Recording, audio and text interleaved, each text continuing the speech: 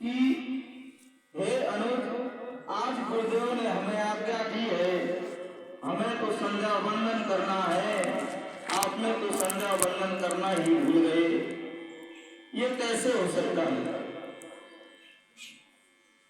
उस संध्या की रात में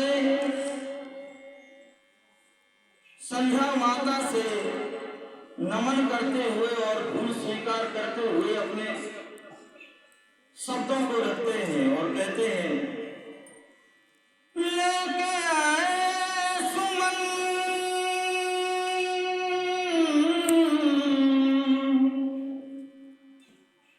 लेके आए सुमन, मात कर ले नमन, ऐसा गुरु का वचन हो गया,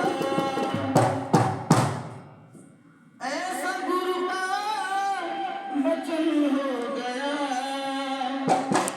संध्या माँ का समय हो गया, समय हो गया, संध्या माँ का समय हो गया, संध्या माँ।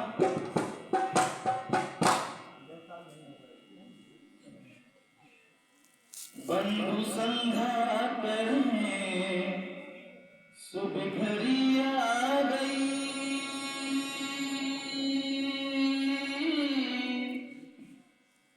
बंधु संध्या करें शुभ घड़ी आ गई, भक्ति की भावना भक्त को भा गई, बंधु संध्या करें, बंधु संध्या करें शुभ घड़ी आ गई, भक्ति की भावना, भक्ति की भावना भक्ति को भा गई, बंधु संध्या करें।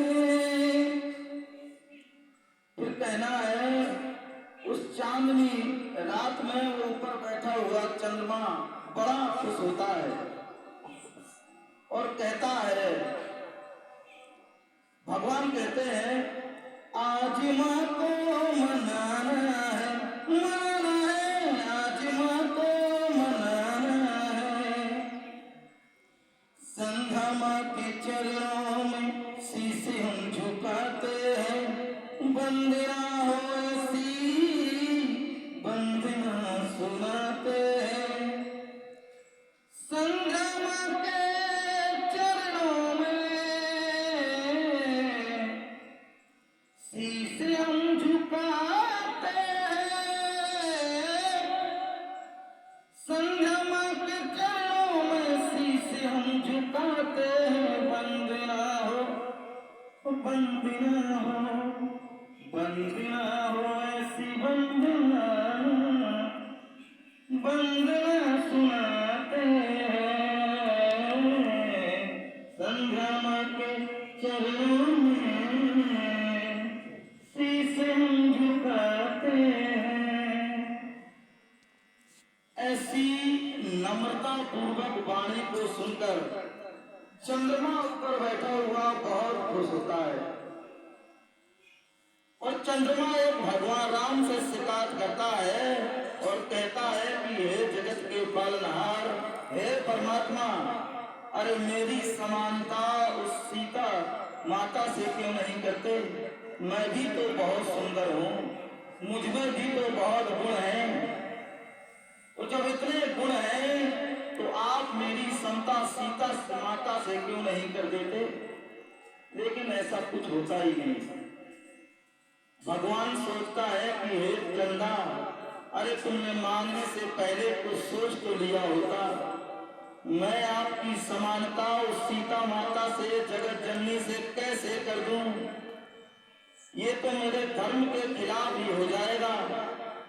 अरे वो तो पूरी जगत की जननी है, पूरे जगत के पालनहार वही करता है, लेकिन मैं कैसे आपकी समानता कर दूं?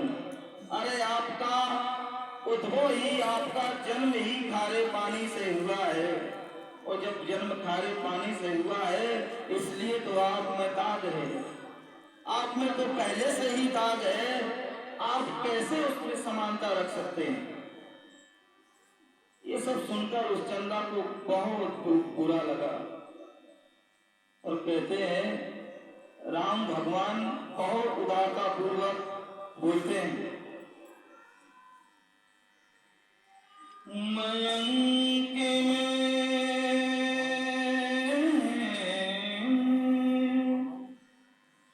मयंक मीन्स होता है चंद्रमा। मयंक में कलंक की निशानी बन गई। अरे मयंक में तो पहले से ही कलंक की निशानी बन गई, मैं कैसे तुम्हारी समानता उस सीता माता से कर दूं। मयंक में कलंक की निशानी बन गई, जानकी के जन्म की कहानी बन गई। वो जानकी गोरखन रूप की रानी बन गई। मयंक में अरे उस चंद्रमा बहुत दुखी महसूस करने लगा। वो कहने लगा कि आपने भगवान क्या बोल दिया, संसार तो मुझे हमेशा उपेक्षा की ही नजर से देखेगा। आपने तो ये बहुत गलत बोल दिया भगवान, मैं तो कभी अपने आप को माफ ही नहीं कर पाऊंगा। तो भगवान ने कहा, तेरी नजरिया में तेरी दृष्टि ही गलत है, तेरी नजरिया में दोष है चंदा, सिया से संता हो नहीं पाए। तेरी